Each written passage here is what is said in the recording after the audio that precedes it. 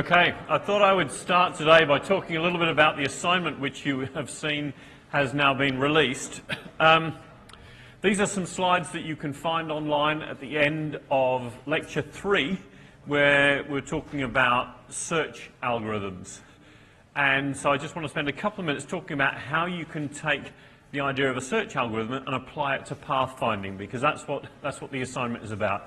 I've had a few questions about the size of the grid and various things. I'm not so interested in those things, and I'm not really that interested in how clever you can program with dynamic allocation of memory and so forth. I would rather you wrote a beautiful, clean, simple program that does what it says on the tin than something that's overly complex. But so, how do we do path planning as search? So here's an example. I've suggested in the assignment spec that you define a grid like this as just being an array of zeros and ones, where zeros would represent unoccupied or free space, and ones would represent cells that you can't move through. Okay, so very simple representation of the environment. You're abstracting the world away into a bunch of cells like this. I didn't give you a picture in the assignment, but here's an example of what that array of zeros and ones might look like. And you start out with a particular start state. So I've suggested in the assignment that you specify that on the command line, and you specify a goal state. I am here, I want to get to here.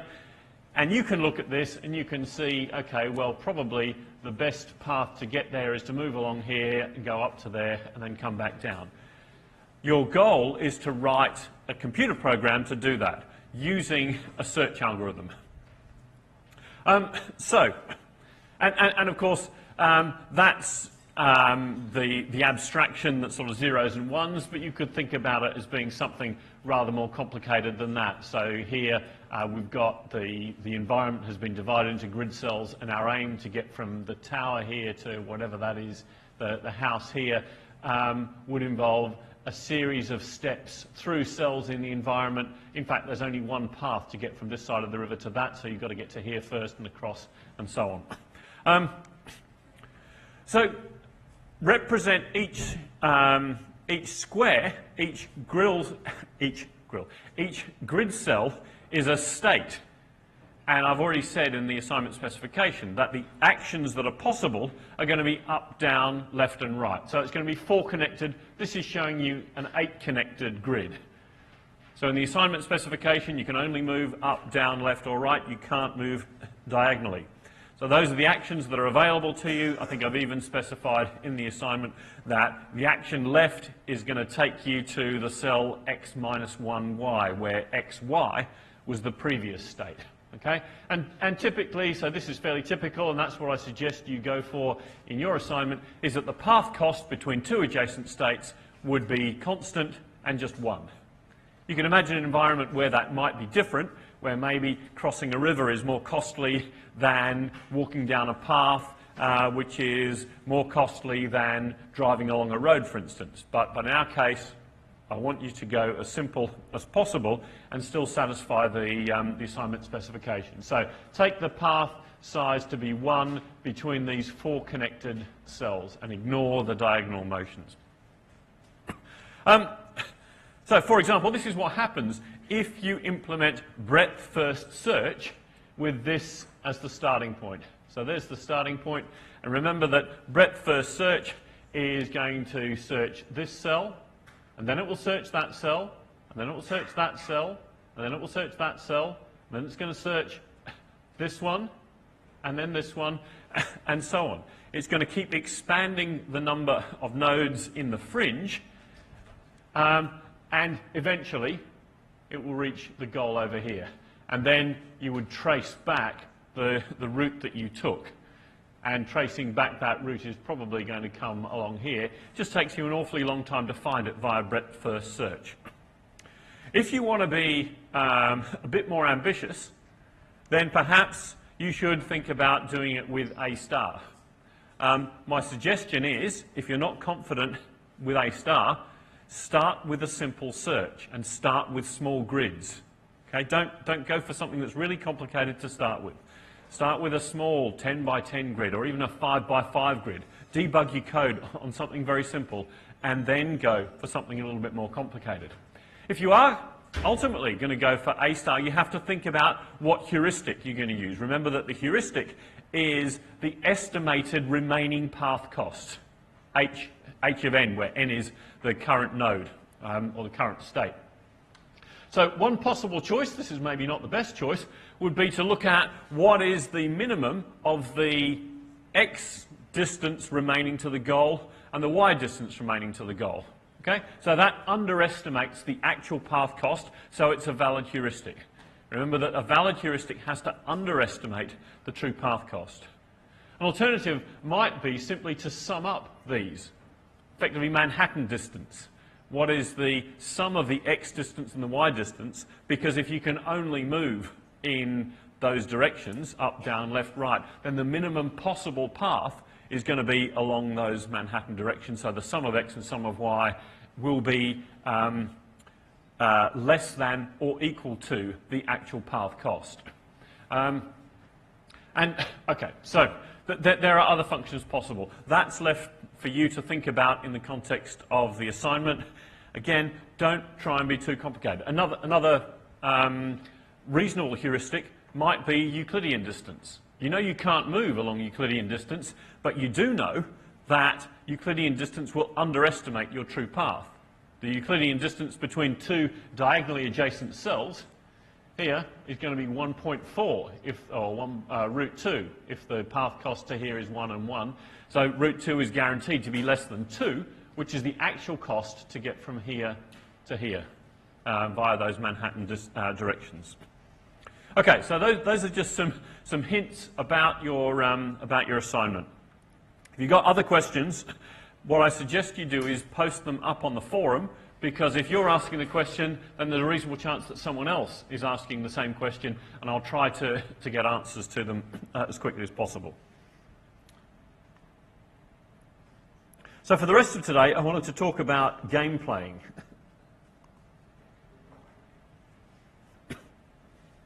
And game playing versus search, I mean, we can still implement games using search, but it's slightly different. In particular, we have an unpredictable opponent.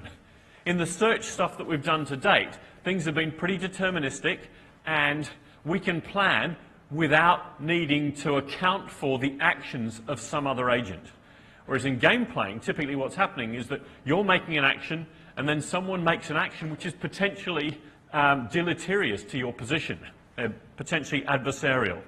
And the other thing that happens in games is that quite often you've got some kind of time limit. And as you'll see as we go through the lecture, as the game gets more and more complicated, you start to have to make compromises, because it's impossible to search the entire space of states that can occur. So here are some very early approaches that people have considered. Go back even pre-computers. Charles Babbage was thinking about this kind of thing and having his hypothetical computer consider possible lines of play. And then in the early mathematicians who were thinking about computing, von Neumann, for instance, were looking at algorithms for perfect play. And we'll see anyone who's played noughts and crosses, tic-tac-toe on a 3x3 grid, will know that there is a perfect way of playing that. You can guarantee never to lose the game. If you're playing against someone naive, you can you can usually win. But if you play against someone who also knows how to play perfectly, pretty much guaranteed a draw in that very simple game. Alan Turing was one of the first to think about chess programs. So in 1951, he was thinking about very simple chess programs. Gradually, over the 1950s, people started thinking about using machine learning to try and improve gameplay via evaluation accuracy. And we'll talk about eval functions, evaluation, as we go. And then really important principle, we're going to see the first example of this today, of pruning to allow deeper search. The next lecture, next Monday, we're going to talk about something called Monte Carlo tree search that prunes very aggressively and is really one of the foundational tools in AlphaGo, the system that was a huge breakthrough 2 years ago, beating a world champion at Go. Thought to be the most complicated game that, well, until 2 years ago, the most complicated game that computers hadn't cracked.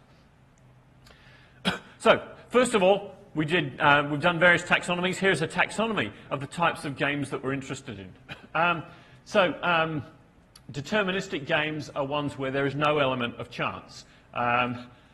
A perfect information deterministic game like chess or Go or Othello or drafts, checkers, however you want to call it, is a game where there's no element of chance and each player sees exactly what the state is at any point in the game, whether it's player one's turn, player two's game, and so on. You can have a deterministic game with imperfect information. So, for example, the game of battleships. Anyone not know the game of battleships? So, no hands. I'll assume that you do know the game of battleships. But basically, your aim is to try and knock out other people's battleships without knowing where they are. All you're going to be told is whether you've hit or missed on any particular turn. And the same with blind tic-tac-toe. If you introduce an element of chance, you create an additional level of complication that we'll talk about later in the lecture. So, for example, most board games have roll of the dice or something like that. Card games have dealing of cards and so forth. But backgammon is a game I talked about earlier. I'll show you an example of that later. But in these games, you pretty much have perfect information. You know what other people have, or you know the state of the game perfectly at any one time, even if you don't know what the next dice roll is going to be, or the next card draw is going to be. But quite often, chance games are also combined with imperfect information. So most card games are like this, that the way the cards are dealt is by chance, and if you've got another player, they probably don't show you what's in their hand either. So you don't have full information about the current state of the game. Right, yeah, so we won't go there. So let me start with a really simple example, a two-player game of, so this is tic-tac-toe or noughts and crosses. One of the things that's useful to think about is the game tree. How does this expand as we move through the different states? So if we start out, I'm going to call the players max and min for reasons that will become clear in a moment. But we start out with a blank. Does anyone not know game of noughts and crosses? Game of tic-tac-toe? Okay, good. You don't know. So the aim is one player is going to put X's. The next player puts a 0, and you're trying to get 3 in a row. So if we follow this down, the possible moves for the first player are to put an X in one of these 9 cells. So the branching factor at this point is 9. The next player, so this is the naught player, now puts a naught in any unoccupied cell. And then the X player puts an X in any unoccupied cell, and so on. So you can see at this point here, the branching factor is 8. At this point here, the branching factor is 7, because there are 7 unoccupied cells, and so on. And the aim of the game is for the X player to get 3 X's in a row, as has happened here, or for the naught player to get 3 noughts in a row, which is what we've got here. And there's this really important concept down here called utility, which is how good is the outcome? Utility is evaluating how good is the outcome. A -1 is a good outcome for 0 and a bad outcome for cross. A +1 outcome is what X is hoping for. That means a win for the crosses person. And 0 means it's a draw. So we've filled in all of the spaces and no one has managed to get 3 in a row here. So that's, even for that very simple game, it's impossible for me to draw the entire game tree on this slide. I've only been able to show you in a depth-first manner down to what's that, 3 levels plus the terminal level. So we're going to start with an even simpler game. And I want you to spend a couple of minutes. Well, let me explain this game first of all. Again, 2 players, max and min. Max has a go, and then Min has a go. So Max's turn is to choose one of these actions, A1, A2, and A3. And Min chooses an action, 1, 2, 3, represented by these branches here. So this A11 is indicating that Min has chosen the action 1 following Max's action 1. This is indicating that Min has chosen the action 3 following Max's action 2, and so on. So what I want you to do is think about what is the best strategy for each of those two players. I'm going to give you 2 minutes to think about what you would do if you were Max. So you're the player Max, and what you're trying to do is maximize your return. And these are the possible returns available if you take a particular action.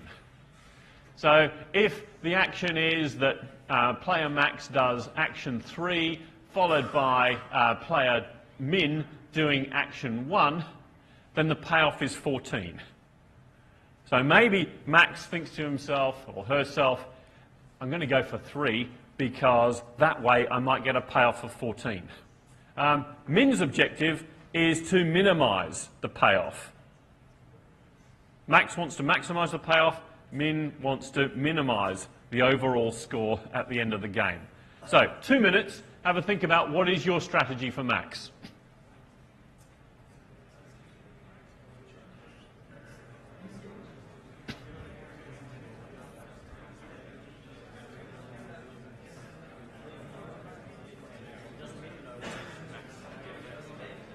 Yes. Yes, an important bit of information. This is a perfect information game. So Min will know what action Max has taken. But Max goes first, so Max doesn't know what action Min will take. But we're going to assume that Min is a rational agent.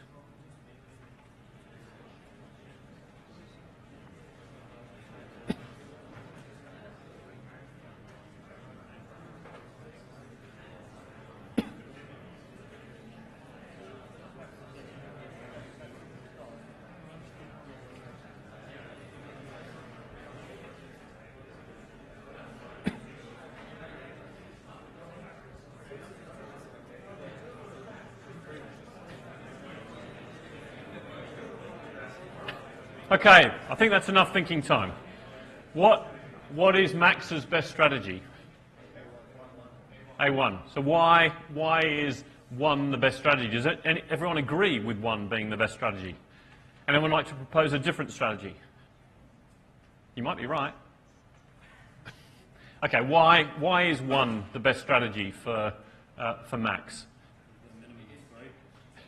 So if Max chooses 1, Min is going to choose to minimize, and the minimum there is 3. If Max were to choose action 2, then Min will clearly choose 2 because 2 is smaller. 2 is the smallest of 2, 4, and 6. So the overall payoff to Max is 2. So clearly this is a better choice than this one. If Max were to choose 3 as his or her action, then again Min, being a rational agent, is going to choose action 3.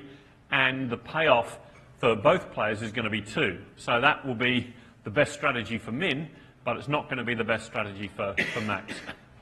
So the reason for me asking you to think about that is what we're now going to do is formalise the thinking process that you just went through. Okay, so it's called the mini-max algorithm, and the basic idea is for each player to choose the position with the highest mini-max value. What Max is trying to do is to maximise the minimum value that Min can choose. And what Min is trying to do is to minimise the maximum value that Max can possibly choose. Okay? So let's work through that as I guess you have already done in your heads. Here are the possible payoffs. And so Max says, if I choose action 1, then, and Min is rational, Min is going to choose the minimum of these 3, and therefore the expected payoff at this point here is 3, so my expected payoff is the minimum, and my expected payoff is going to be the maximum of these three actions. So you work your way backwards, working this out. You start out by depth first search, you go down here and you say, what's the minimum of these three, and fill in the three here. Likewise, Max will say to him or herself, what is Min's rational action at this point? It is to choose the minimum of those three choices, which is going to be 2. And likewise, Max will look down here and say, what is Min's rational strategy at this point? It is, again, to choose 2 because that's the minimum. And Max's rational strategy is to pick the biggest of those three. Max is trying to maximise his or her return, so Max picks 3. Oh, by the way, just as an aside, this is a 2-ply game. In fact, a ply is half a turn, if you like. So if you think about a game of chess or a game of drafts or a game of noughts and crosses, then 1 turn is each player having a go, and we'll use the nomenclature ply to mean half a turn. X having a go, or noughts having a go, or in this case, Min having a go, or Max having a go. So this game is 2-ply. A game of noughts and crosses is 9-ply. Is Max always going first? Well, in this particular game, yes. But, well, so you could flip it. I mean, this could be player A and player B, and the payoff for A could be to minimise, and the payoff for B could be to maximise. I just happen to have picked Max, who wants to maximise, and Min, who wants to minimise, yeah? Okay, so here is the Minimax algorithm in a sort of pseudocode form. And I'll talk you through, not in great detail, but you do need to understand this algorithm. So here is the function definition, and it starts with a state and returns an action. So the state is the current state of the game, and the action is what is the best action for the current player to take. So we're going to assume that the current player is Max. So Max is trying to maximise the value here. So what we do is we look through what are the possible actions available in the current state, and we will choose the action A, which maximises the minimum value. So the detail now is in this min value function. We look at min value, and min value takes a state and returns a utility value, returns how good is this expected move. So first of all, we check to see, are we in a terminal state? Have we reached the bottom of the tree and got an outcome? If so, then we'll return the utility of that state. So it's equivalent to getting down to this level and discovering one of these numbers. So we return the utility of being in that state.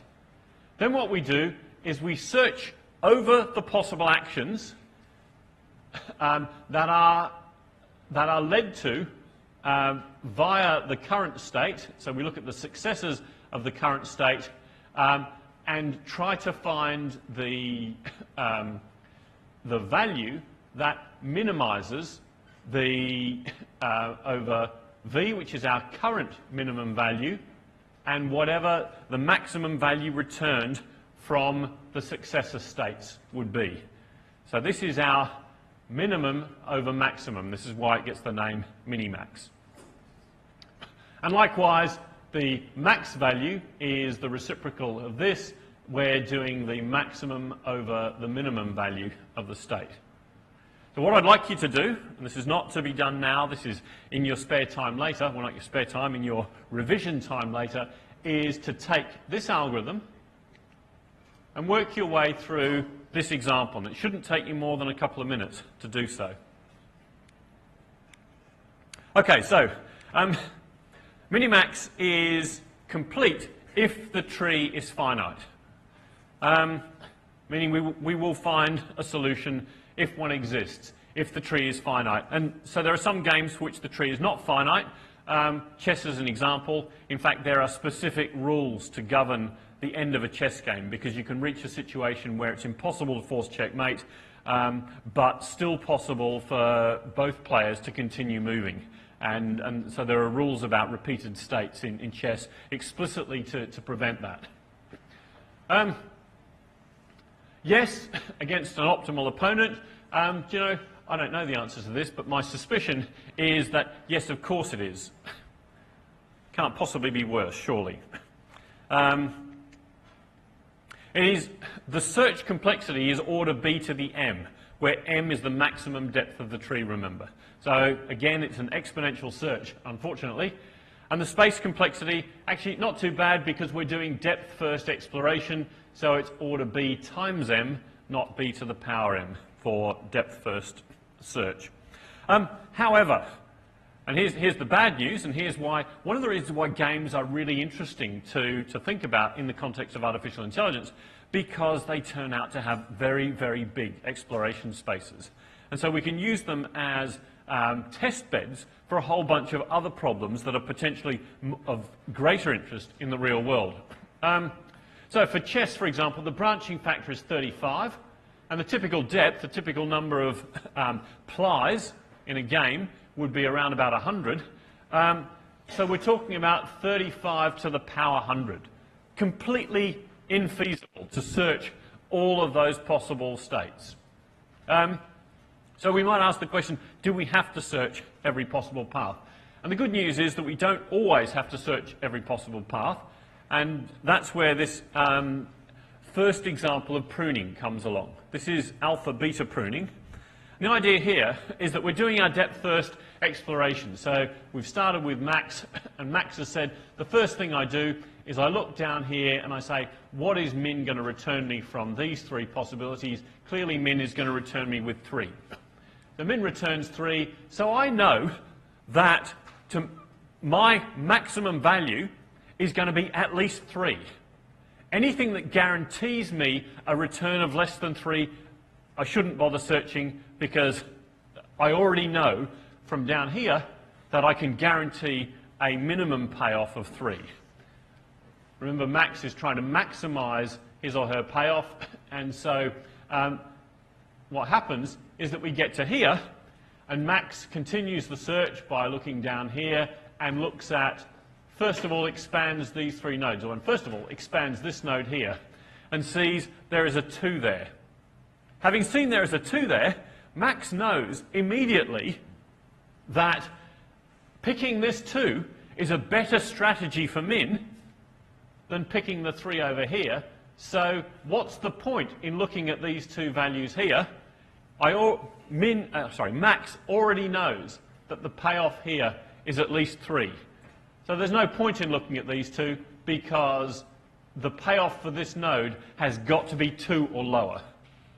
If these were both 1s, the payoff here would be 1, but it's irrelevant what the values here are, because we already know that this 2 here is less than the possible payoff by following that action there.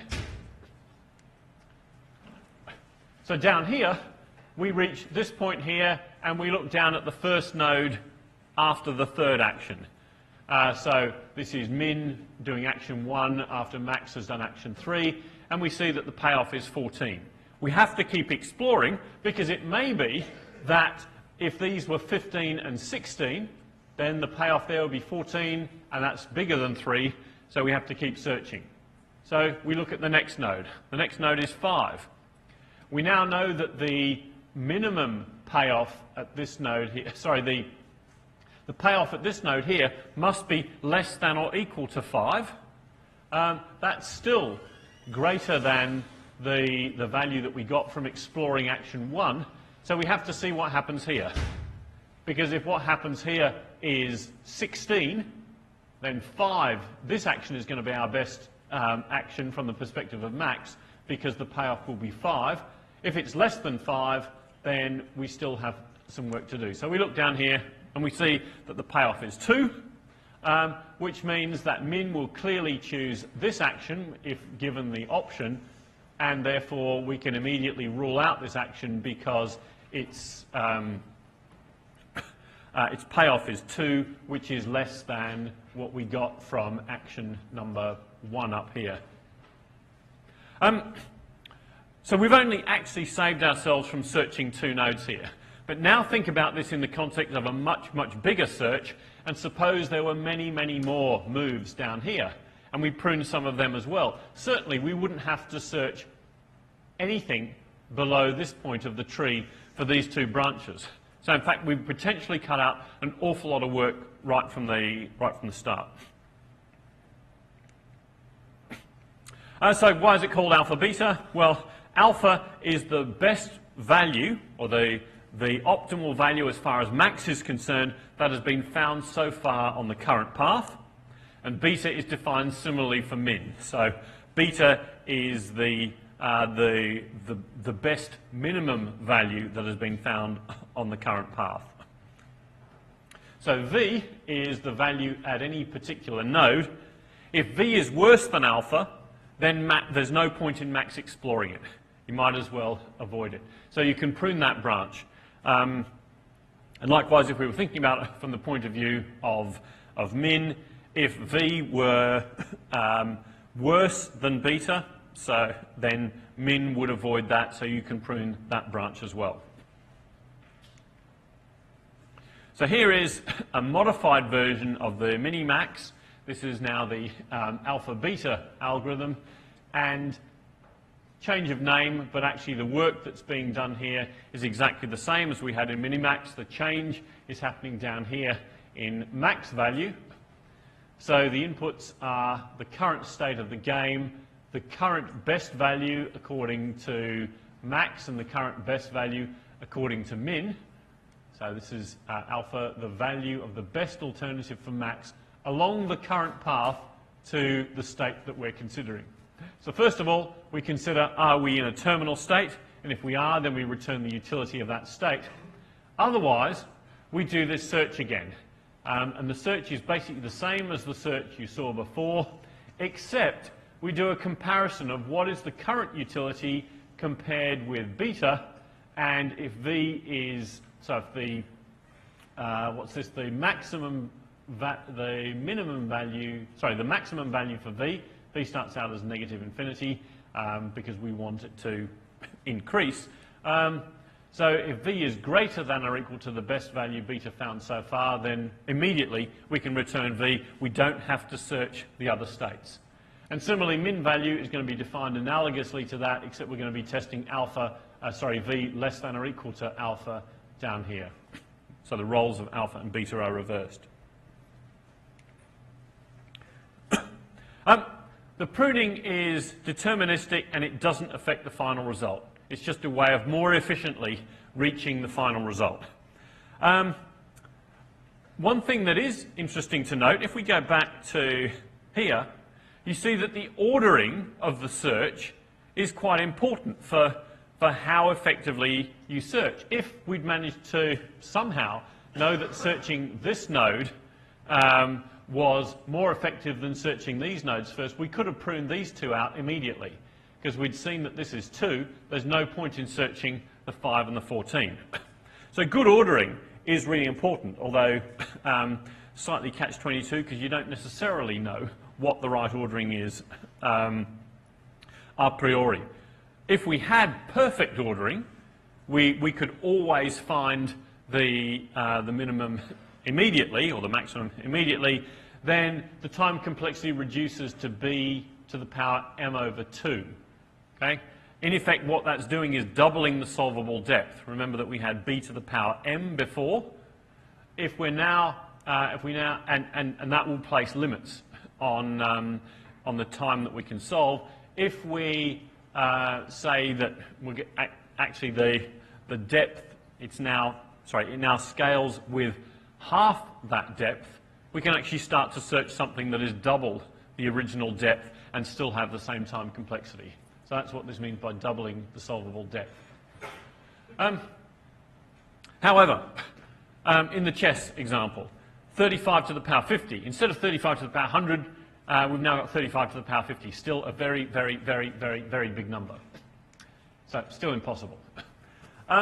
If we have these resource limits, there are other things that we can do. And this is a really important concept that we're going to talk about in more detail in the next lecture.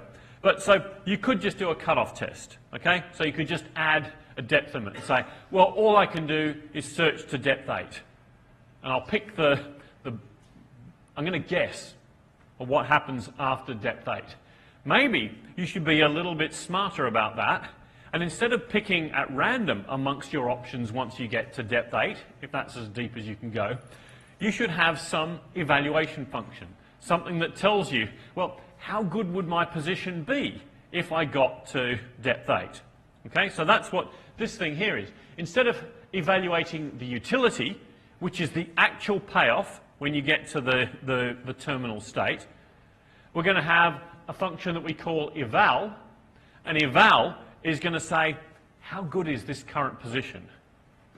Give us maybe a qualitative feel for how good a current position is.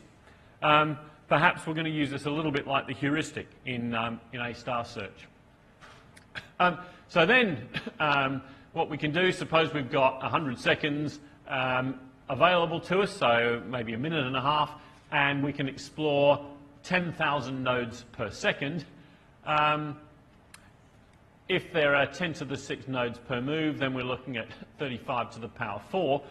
If we're using alpha-beta search in an effective way, then we can get to depth 8. We can look ahead with depth 8, and if we've got a sensible evaluation function, then that's actually going to give us a pretty good chess program, and probably would beat most humans. Most humans aren't able to think 8 moves ahead. So evaluation function is a really important concept. I'm not going to go into a lot of detail today about this, but the basic idea is that you're trying to come up with some function that captures how good a particular position is. So one really simple thing that you might do is that you might look at the current board state and try to extract features from that board state.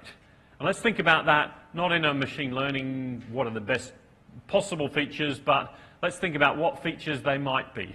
So they might be the number of white queens minus the number of black queens. Is there an imbalance in the number of queens between the two players? Is there an imbalance in the number of rooks, and so on? So there might be things to do with how compact the pieces are on the board or how spread out they are. I'm not a chess player, so I wouldn't know what's advantageous or what's not, apart from obviously having more white queens than black queens is good if you're white. So you come up with a bunch of these features that are trying to evaluate which side is in a stronger position, and maybe a simple evaluation function would just have a weighted sum of all of those features. And these weights might be things that we play with. We adjust the weights until we get an evaluation function that is reasonably representative of what is a good position on the board versus what's a bad position on the board. And actually, this is where, and we will get to this in the next lecture, where machine learning comes in, because if you have lots and lots and lots of games, then you can look at your potential evaluation function and say, well, how good is it? Is this actually, if I say that eval S is S1, I'm in one state, gives me a higher value than some other state, how much more likely am I to win the game? And so you can repeat, you can play lots and lots of games, either against yourself or look at games that have actually been played, and decide, well, if I were to adjust these weights or to adjust these features, can I do better? Can I come up with an evaluation function that is more likely, is a better representation of the current state of play? So we're just going to think about this in the context of you guys, the designers, coming up with the features, but this is where the power of machine learning can really be very, very helpful. The exact values don't actually matter in this particular game, where there's no chance in the game. It's only the order. The actions are the important things. What action will a particular player take? We can reorder these, providing this is always less than this, and this is the same, and this one is less than this one. We will get exactly the same set of actions coming out of the different players. So we can change that to 20, and that to 20, and that to 400. We will still get exactly the same play.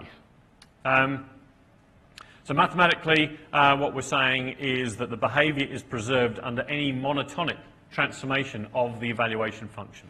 So here, you can think of these as the utilities. You could also think of these as being the evaluation function. How good is a particular state for a particular player? Okay, so this is just a little bit of history. I'm not going to dwell on this too much, but the first time checkers, a computer checkers program was able to beat the world champion was in 1994. I haven't looked her up this year, but I've got a feeling I looked up Marion Tinsley last year, and she was the world checkers champion for dozens and dozens of years. So the program that beat her, well, okay, sorry, it says 40-year reign as world champion. But the program that beat her was able to evaluate, what's that number? That's 443,748,401,247 positions to be able to beat her. First time a world champion was beaten at chess was in 1997 when IBM's Deep Blue beat Garry Kasparov. We don't know exactly how Deep Blue did it because a lot of it is proprietary. Human champions don't play computers in Othello because computers are too good. And this one down here, this slide was written about 3 years ago. So you have to forgive me that it is not up to date. Human champions don't compete against, well, when it was written, human champions refused to compete against computers who are too bad. Okay, there's no point in a human taking on a really good Othello program because the Othello program will always win. Or will be expected to win because they can just search far more outcomes. Whereas in Go, human champions are, until 2 years ago, much better, and there was no point in a really good Go grandmaster playing against a computer because it just wasn't good enough. And we'll come to that in the next lecture. Non-deterministic games are important. I'm going to cover them in the last sort of 7 or 8 minutes of the lecture because they increase, well, they're very common. In a lot of real-world problems, we have uncertainty, and that might be uncertainty introduced by something like rolling a dice or taking a card from a deck or flipping a coin or something, or it might just be the uncertainty of the dynamic world. We don't know exactly how another agent is going to behave in any particular circumstance. Okay, so the game of backgammon is players take, I'm not going to explain the whole rules, but players take it in turn, and if it was white's turn, what white could do is move one piece 11 places, or move one piece 5 and another piece 6, but can't land on any occupied, whatever these things are called, if there are more than 2 blacks on there. That's the basic idea. And the idea is for white to move all of white's pieces around to here and black to move all of black's pieces around to here. But you don't know exactly what your opponent is going to do, although you can think about it from a rational point of view, what's the opponent's best move, but you also don't know what you're going to roll on the die. So the way that this is implemented in a typical game, we're still talking about rational agents, is that we think not about what is the actual payoff, the actual utility, but we think about the expected utility. So here's an example where we're expanding the tree using chance. So Max has Max's turn and chooses one of these 2 actions. Then there's a chance element. So this is the flipping of the coin. And if it's a flipping of the coin, then there's a 50-50 chance it'll be outcome 1 versus outcome 2. So this point in the tree corresponds to Max doing action 1 and flipping heads. This point in the tree corresponds to Max doing action 1 and flipping tails. This corresponds to Max doing action 2 and flipping heads and flipping tails and so forth. And then Min, having seen the outcome of Max's action and the outcome of flipping of the coin, will choose one of these 2. So from Min's point of view, it's pretty clear that you're always going to choose, in this particular instance, 2 versus 4, 4 versus 7, 0 versus 6, and -2 versus 5. What should Max do? If Max is rational, then what Max is going to do is say, well, I don't know whether it's going to be heads or tails a priori. What's my expected payoff? It's either 2 or 4, and it's a 50% chance it's 2, and it's a 50% chance it's 4, so my expected payoff is 3. So 0.5 times 2 plus 0.5 times 4 is 3. So that's the expected payoff for Max by choosing action 1. If Max were to choose action 2, then the possible actions for min, whether it's heads, would be 0 or -2 if it's tails. And so the expected payoff for Max is 50-50 chance that it's 0 or -2. So 0.5 times 0 is 0, plus 0.5 times 2 is -1, plus 0 is -1. So the expected payoff for Max choosing this action is -1. Clearly, if Max is rational, Max is going to choose this action down here.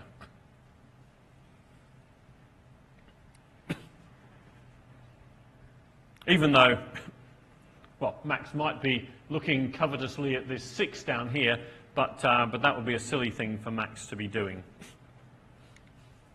Okay, so algorithm for non-deterministic games is basically like Minimax, except now we return the expected value.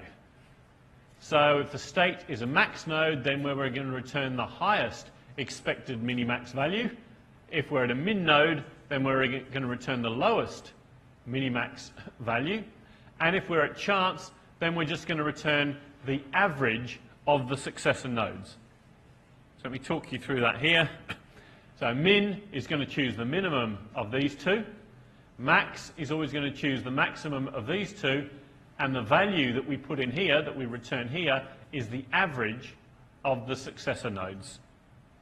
So these are the successor nodes here for our chance level of the tree 2 and 4, and the weighted average of those, where we're weighting according to the probability. So that's expected value. So that's what's happening here.